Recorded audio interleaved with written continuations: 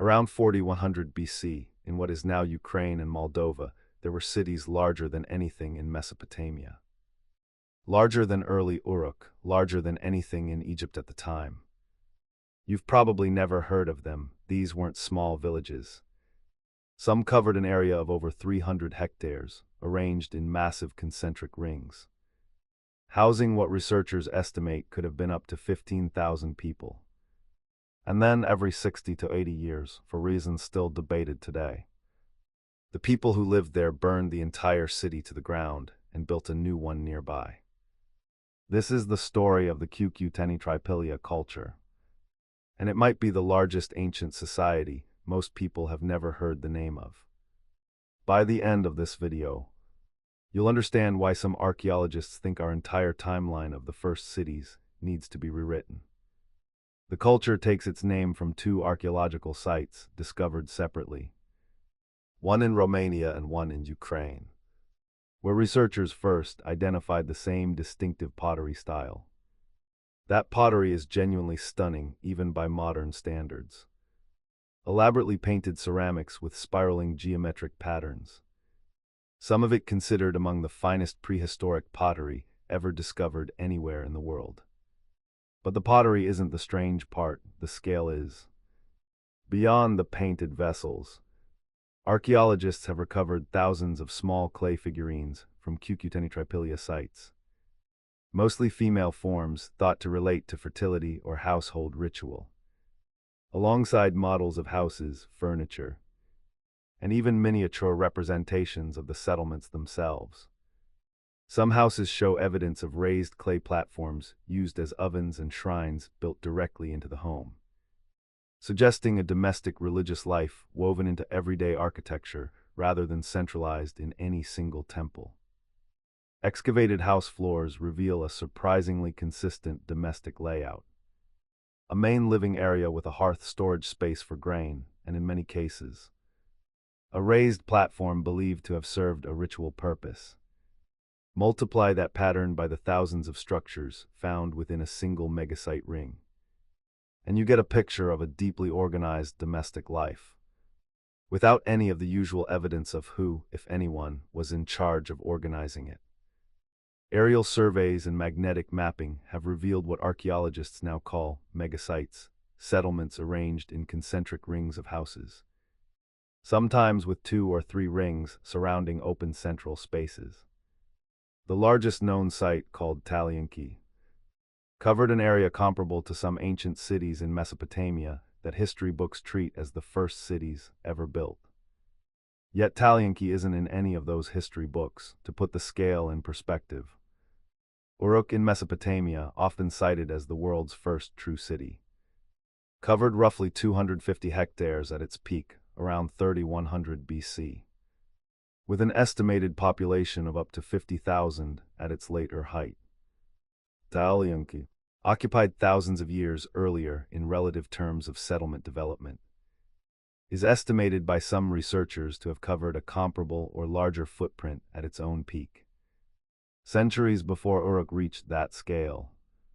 The comparison isn't perfect. The two societies developed differently, and population estimates for both remain debated, but it's close enough that historians studying early urbanism now have to seriously grapple with the fact that the first big city might not be as simple a title as the textbooks suggest. Here's the detail that should genuinely confuse you. Unlike almost every other early large settlement in human history, archaeologists have found no evidence of a palace. No temple complex, no monumental structure suggesting a king, a priesthood, or any centralized ruling authority at all.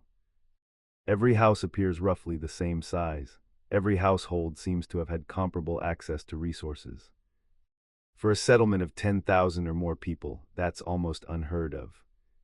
Most societies that reach that scale develop clear hierarchy almost automatically. Someone ends up in charge. And the archaeology usually shows it clearly in tombs, palaces, or temples built to a different scale than everyone else's home. The Cucuteni-Trypillia megasites show none of that. Research from the Collaborative Research Center at Kiel University, one of the teams that has studied these sites most closely, found that these megasettlements were associated with notably reduced social inequality compared to other early large societies, and that increased social stratification only reemerged after several generations.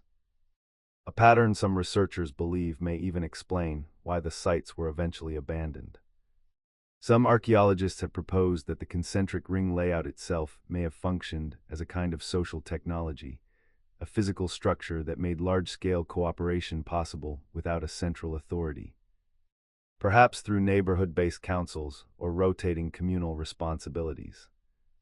Others remain skeptical that any society at this scale could have functioned for centuries without some form of leadership that simply hasn't left the kind of evidence archaeologists usually look for.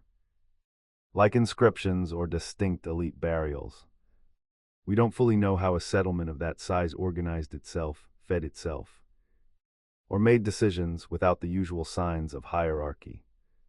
It's one of the open questions that makes this culture so strange to modern archaeologists. And then there's the burning. Excavations across dozens of Cucuteni-Trypillia sites reveal the same pattern again and again.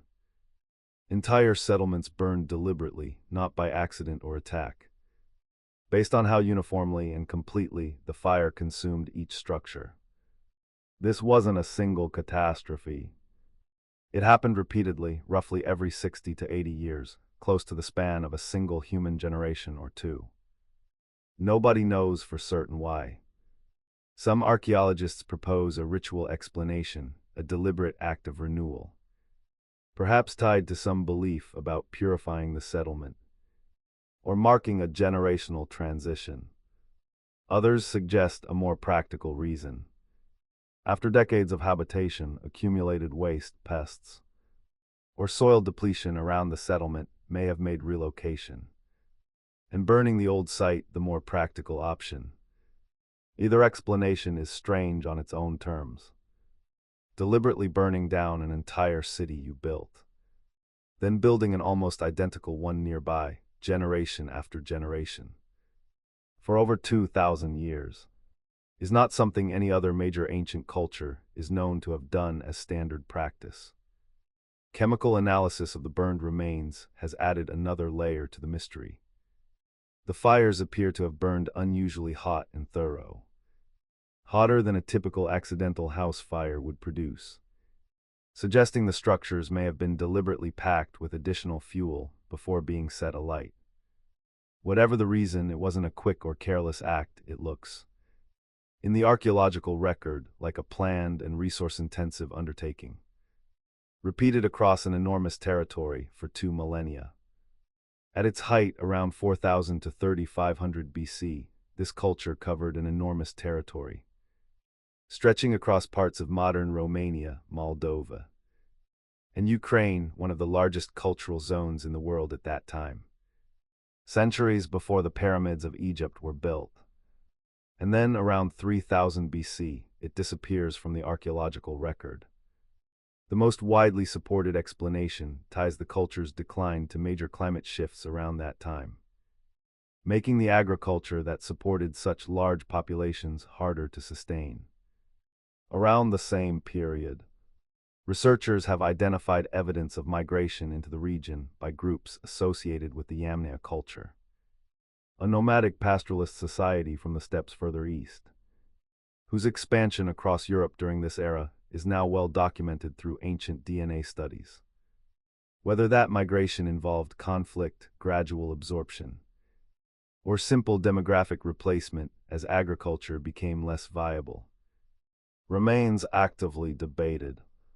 What's clear is that within a few centuries, the massive ring settlements were abandoned for good, and a culture that had built some of the largest human settlements on Earth quietly vanished from a story of ancient civilization that, for most people, still starts with Egypt and Mesopotamia.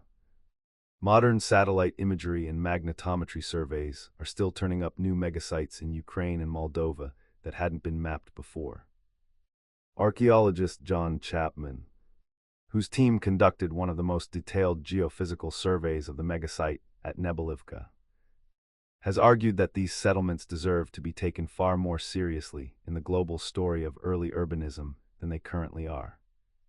Some of this ongoing excavation work has been interrupted in recent years by the region's conflicts, complicating further research. What makes the Cucuteni-Trypillia culture worth knowing about isn't just its size. It's the reminder that our mental map of early civilization, a short list of famous river valleys in Egypt, Mesopotamia and the Indus, is built on where archaeologists happen to look first, and where digging was politically and practically easiest, not necessarily on where the largest or most sophisticated early societies actually existed. There's likely more of history like this. Entire cultures, cities, and mega-settlements that simply never made it into the textbook version of the ancient world. Not because they weren't significant, but because nobody wrote their name down in a language we later learned to read. That's the record this channel exists to explore. Not the version of history that got written down, but the version still being pieced back together from the ground itself. The unwritten record, some of history's biggest stories were never written down at all. Subscribe because the next lost chapter is coming.